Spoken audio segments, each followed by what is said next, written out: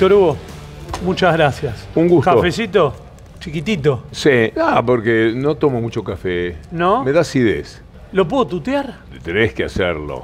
A la gente grande siempre, él es un mimo que la tuteen. Yo tenía un amigo peluquero que tenía de mujeres y yo pasaba mucho tiempo en la peluquería de él porque era muy amigo y él tuteaba a las mujeres grandes. Yo le decía, Pedro, ¿cómo te animás? Si vos no sabés lo que les gusta, lo bien que se sienten. Y ahora yo me lo siento en carne propia. Cuando me tutean, el usted te deja como un poquito afuera, te clasifica en un lugar. Cuando eras chico, ¿te imaginabas que podías llegar a hacer algo de lo que hiciste? No. ¿Lo pensabas, lo imaginabas, lo soñaste? No, para nada. Quería ser hombre de radio. Eso seguro. Eso seguro.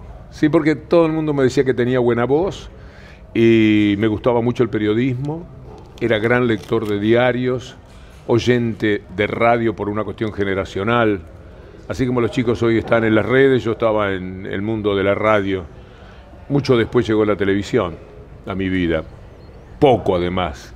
Yo soy un tipo de radio. Y siempre pensé que iba a trabajar en radio. A los 16 años empecé. Y a los 18 relator. Creo que 2 o 3 meses de toda mi vida, en 58 años, no he tenido sueldo de una radio. Es increíble. Nunca. Amo la radio también por eso. Por la seguridad que te da. La televisión es un ida y vuelta todo el tiempo. Es una gran inseguridad. Llega noviembre y te dicen, bueno, hablamos después para marzo. Marzo pasa todo el año siguiente. Se hace más dura. La televisión es menos noble, como menos agradecida. Por eso amo la radio también. La pasión por el periodismo. Si bien es difícil definirla en medios, pero si la tuvieses que definir en medio, tu verdadera pasión, ¿es la radio? Totalmente. Más Sí. que la televisión. Sí, mucho más. La televisión es que te conozcan la cara, poder llegar a otros lugares. No, es una gran herramienta también. Me decís cuál prefiero. Y prefiero mucho más la radio. Creo que la radio tiene una bohemia que la televisión no. Vos en radio llegás barbudo, en zapatillas, como quieras. Estás más seguro. Yo soy una persona un poco tímida, un tanto inseguro. La televisión... No parece. La televisión me condiciona más. En cambio, en radio me siento como pez en el agua. No me ven, no te están... Un día quisieron poner una cámara y digo, por favor, no. Te opusiste, porque ahora está muy de moda eso. Sí, a mí no me gusta. No me siento cómodo. Hablar por radio que me estén es como si me estuvieran mirando por la ventana todo el tiempo, no me gusta. Y lo otro que me gusta mucho, tanto como la radio, es escribir. El Círculo Rojo, que con su hambre de poder se devora todo. Por ejemplo, también la información, que ahí cayó recién. Mire, vamos a presentar esta doble página, doble tapa, en realidad, de los diarios de la mafia. Van a ver ustedes de qué manera se comportan en materia informativa. En este canal intento todo el tiempo, hemos hecho entrevistas, hacemos vivos, reacciones de partido, lo que fuera, y te cuento porque es muy probable que no lo sepas. Yo tengo una cosa con el sistema.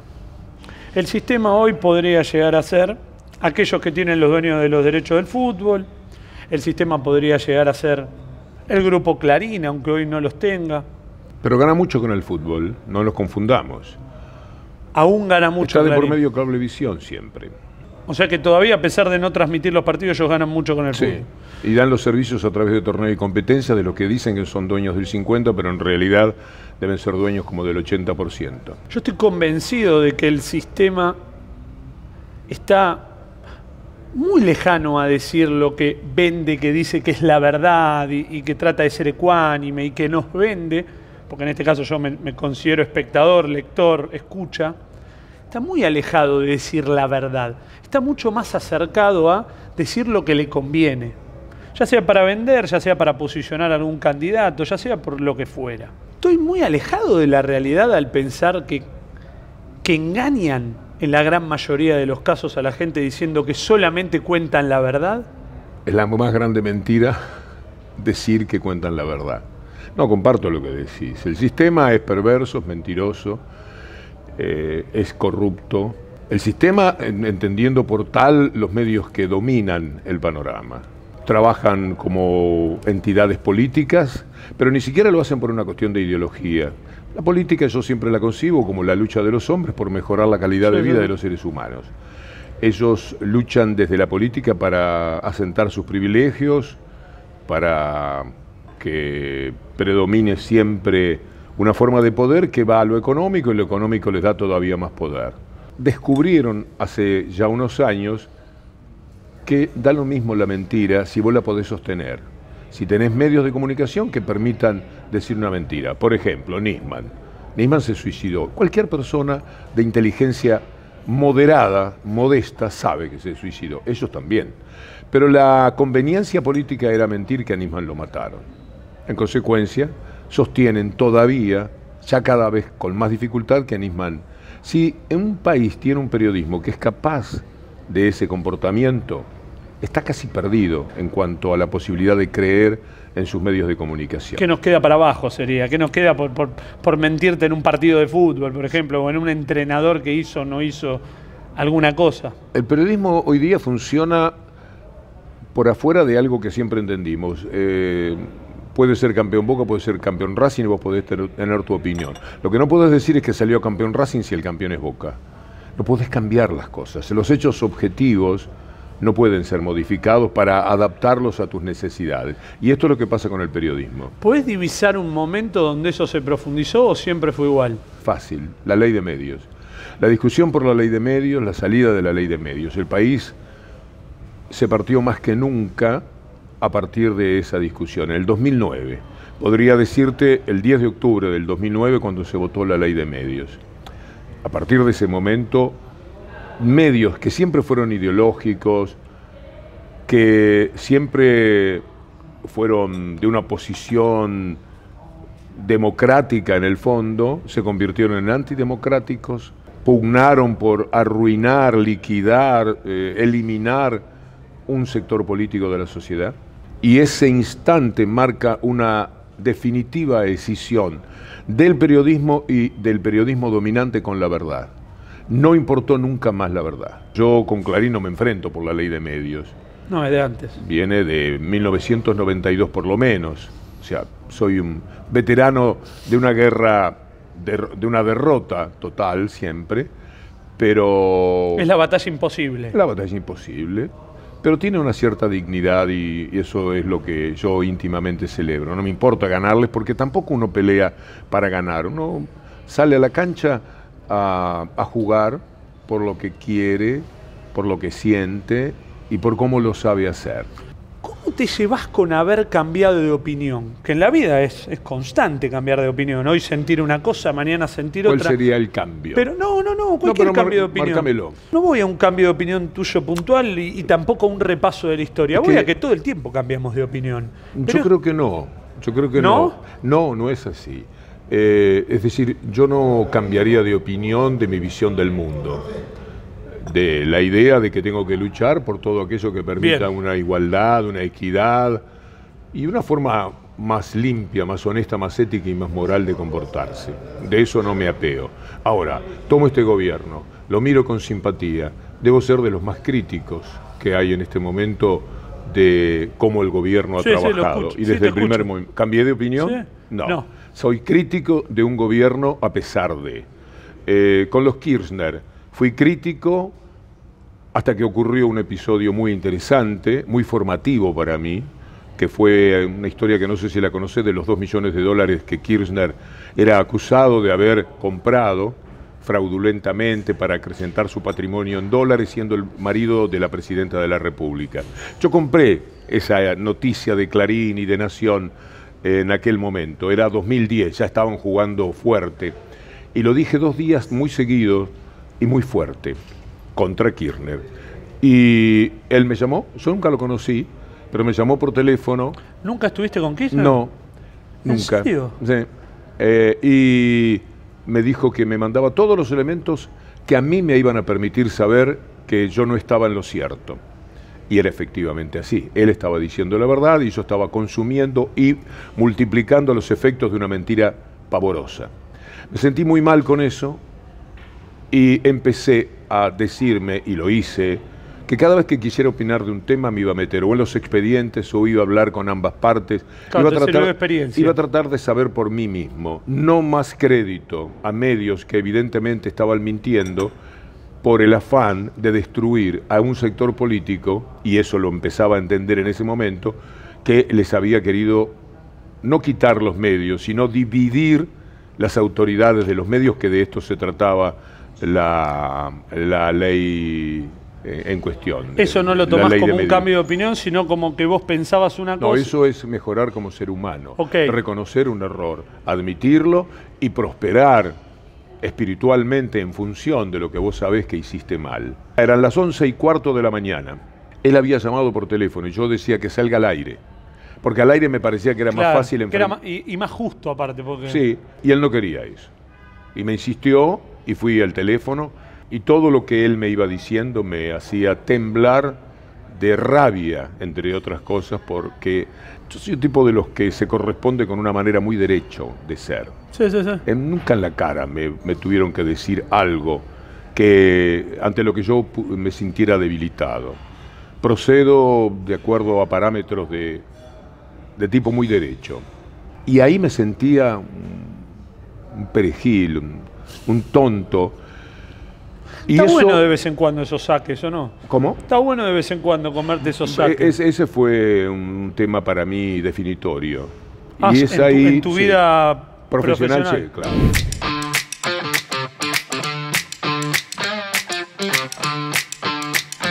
Esto ya es más un consejo que le pido, porque para mí está buenísimo todo esto de que una cosa es cambiar de opinión, otra cosa es, no, acá aprendí, acá me pasó algo en la vida, pero cuando salís al otro día al aire y tenés que decir, no, gente, yo me equivoqué. No, yo salí a las 11:25. Terminaste de hablar con Quina y fuiste al aire. Pedí disculpas instantáneamente. Ahí está. En ningún momento, porque te puede pasar que no, o te pudo haber pasado en alguna oportunidad que sí, en ningún momento decís, ¿cómo hago para que me crean que yo cambié de opinión? No porque me llamó Kirchner y tuve miedo o porque me ofreció algo.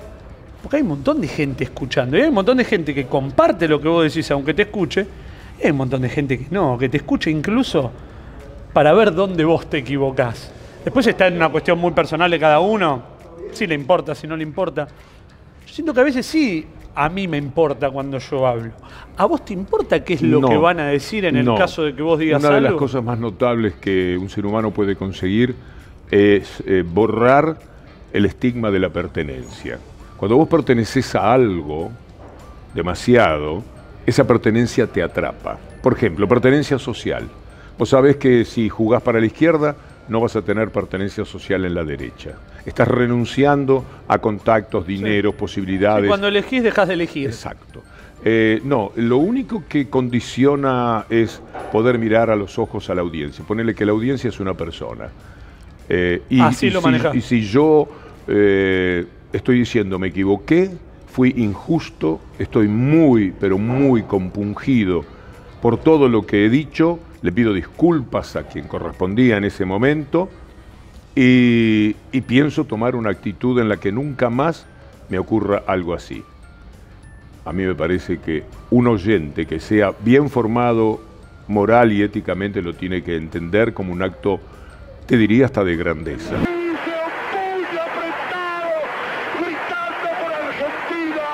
Hubo un momento donde vos dijiste, la verdad ya me calienta mucho más la política, lo social, que el fútbol. ¿O no? ¿Se dio naturalmente que tu carrera empezó a profundizarse mucho más por los análisis políticos? Yo crecí escuchándote relatar. Yo soy 85.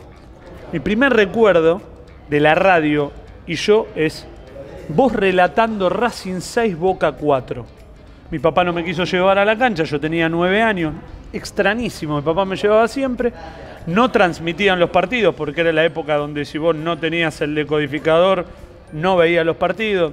En mi casa no había para decodificador.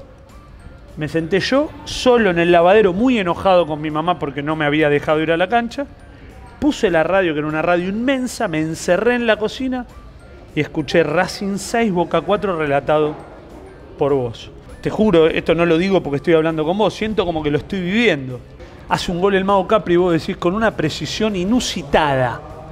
Yo en ese momento no sabía ni qué era precisión, ni qué era inusitada. Para mí era, vos eras el partido para mí. Yo estaba mirando, no sé si un azulejo, una puerta, pero estaba mirando la cancha de Boca. Después los partidos los mirabas a las 10 de la noche, faltaban un montón de horas. O sea que mi construcción de Víctor Hugo Morales es la construcción del fútbol, por mi edad. No escuchaba por ahí tanto Continental, pero sí te escuchaba relatar los partidos cuando me subía al auto de mi viejo y era ir a la cancha escuchando a Víctor Hugo, de fútbol. Ese es mi recuerdo. Hubo un momento donde vos dijiste, no, para. Mi lucha por el fútbol fue inmensa, desde el lugar donde vos la pudiste dar, contra torneos, etc. Y hubo un momento donde vos dijiste, no, ahora mi lucha es a por más. ¿Pasó eso o no? No. Yo nací periodista. Toda mi formación, mi idea es periodística. Cuando yo trabajo en Radio Colonia, entre los 16 y los 18 años, redacto noticieros, hago entrevistas, escribo a mis propios programas, siempre desde un lugar humanista, y llega el relato deportivo. Lo que sucede es que entre el relato deportivo y todo lo demás que fui haciendo siempre, en paralelo, yo hice televisión que no tenía nada que ver con el fútbol en muchas ocasiones, ya aquí.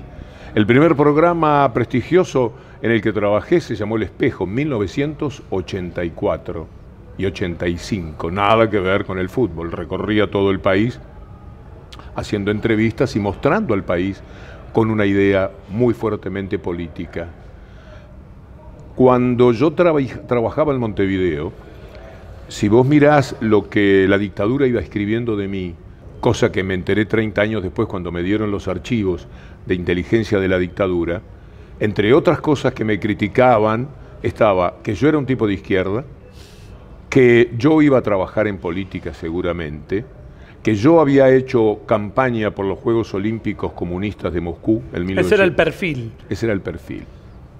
Es decir, yo relatando fútbol conseguía decir cosas, bueno, claro, que tenían un valor político, un sustento político, y se me notaba. Quiero decir que siempre fui un animal político. El periodismo para mí es una forma más, una extensión de la idea que implica la palabra política. Los diarios son políticos, los diarios nacen por política, nacen al amparo, al amparo de partidos políticos para promocionar esos partidos políticos y para hacer valer las ideas de esos partidos políticos. El periodismo es profundamente político. Por eso el daño que se le hace no es tener un posicionamiento político, no es que sean de ultraderecha como son hoy día, por ejemplo, Clarín y Nación. El drama pasa por mentir. Interpreto con esto que estamos charlando, que claro, que siempre, hasta incluso cuando hablabas de fútbol o hablas de fútbol, tomás al fútbol como una cuestión política. Y aquellos que son los que mueven las fichas, desde adentro, desde afuera, cuando gobiernan, cuando no gobiernan, porque siguen representando intereses cuando no gobiernan, siguen tomando del fútbol muchas cosas para poder operar y para poder bajar línea. Yo lo detecto fácilmente. Permanentemente hablo de lo que hace ESPN, por ejemplo. Esta es una batalla que yo estoy teniendo en este momento. Que detecto rápido, que detecto a dónde van, que detecto por qué critican a Boca. Que veo que detrás de la crítica hacia Boca hay otra crítica. Porque uno no dice que no pueden criticar a Boca porque juega bien, juega mal. Detecto que detrás hay una movida que tiene mucho más que ver con lo político y el posicionamiento de Macri, que con si les gusta o no les gusta el Consejo de Fútbol. Entiendo o veo en Riquelme un riesgo para que el macrismo no pueda volver a tener a Boca como lo tuvo dentro de muchos años. ¿Lo entendés de la misma manera? ¿No lo entendés? ¿No es un tema que te caliente? A Riquelme lo han atacado muy vergonzosamente, pero ¿sabés por qué me doy cuenta? Porque yo no tengo tiempo de mirar televisión. Hago un pequeño zapping. Antes de dormir la siesta, después de dormir la siesta, antes de dormirme a la medianoche. Y siempre he captado una intencionalidad manifiesta contra Riquelme y contra Boca. Y por supuesto sé perfectamente cuál es la historia. Angelici, Macri versus Riquelme. Y Riquelme, un ídolo, un maravilloso jugador, al que por suerte no le debo ni notas, no tengo contacto con él, resulta un tipo, un rebeldón que me cae simpático, pero ni siquiera me mueve eso. Lo que me mueve es saber la injusticia de la que es víctima. Y no solamente estamos hablando de canales deportivos, estamos mencionando sobre todo Clarín. Clarín le ha negado tapas a Boca cuando le va bien, porque no quiere que se note que le va bien. ha sido de una miserabilidad que solamente el hincha de Boca macrista podría sobrellevar y tolerar, porque es una vergüenza, porque es escamotear a Boca aquello que toda la vida tomaron porque vivieron de las tapas deportivas de los lunes, porque vivieron de los éxitos deportivos, porque se hicieron con tapas que no traían jamás un lunes y muchos días de la semana, lo político sino lo deportivo. Eso es lo que demuestra que perdieron todo rigor, que han perdido la decencia, la vergüenza y que son irrecuperables, porque no tienen, pasaron el punto de retorno como los aviones, ya les queda más cerca el aeropuerto del diablo que el aeropuerto del Dios. Fíjate vos, si esto hacen por un equipo de fútbol y por el deseo de tomarlo, ¿qué no serán capaces de hacer en lo que más estrictamente llamamos política? Esto hace la televisión en la Argentina, sea un noticiero, sea un programa que se llama Gran Hermano, como venga, la cuestión es ir contra un gobierno de corte popular, un canal norteamericano instalado en la Argentina, Paramount es Telefe, a nombre seguramente de la propia Embajada de los Estados Unidos, que no quiere saber nada con gobiernos de tipo popular, que quiere que vuelva a la derecha. Se permite un Gran Hermano de tipo político, ¿para qué? Para que así se diga cualquier cosa. Pedí a una persona, porque en los zappings yo me doy cuenta que siempre bajan línea política también. Me refiero a los programas deportivos. Entonces le puse a una persona durante, qué sé yo, digo, mírame durante un mes y sacame frases que han dicho que son de política.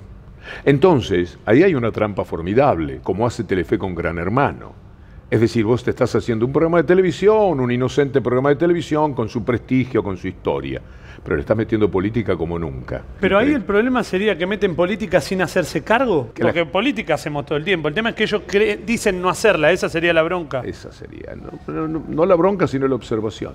Cuando terminemos, te llevo a la computadora y te muestro que hoy vamos. Recibí una partecita del informe de lo que se dice con el pretexto de que vos estás en un programa deportivo, sos inofensivo políticamente. Mentira. Entonces, con este criterio de aparentemente vos no estás haciendo política, podés hacer mucha política. Es la que más incide. Y efectiva. Lo más efectivo. Es mucho más efectivo un programa de la señora Legrand políticamente que una editorial capaz tuya de 20 minutos. Así es.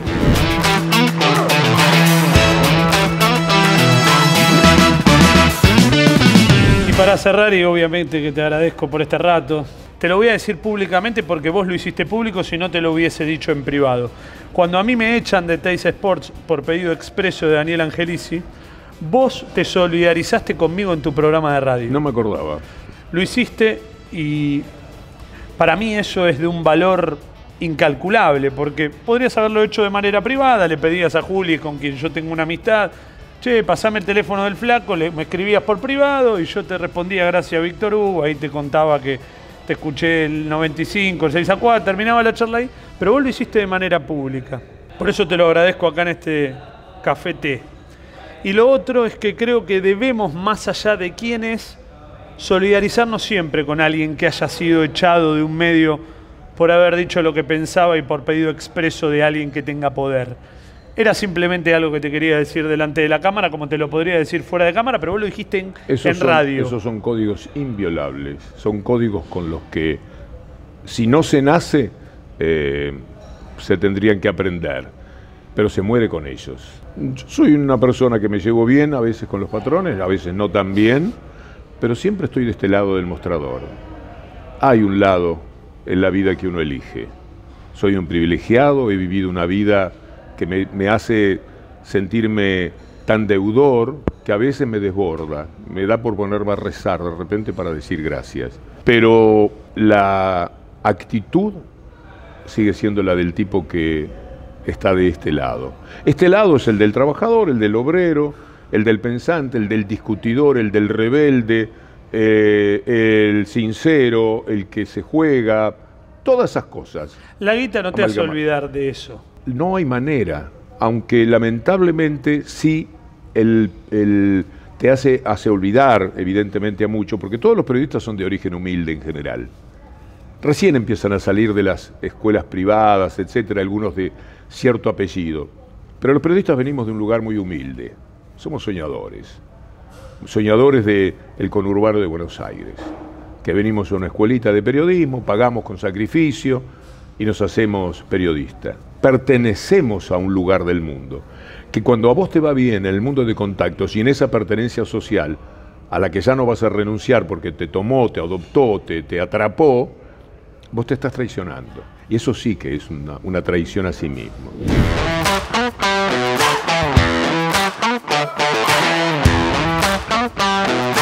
Te quiero preguntar algo que nunca supe.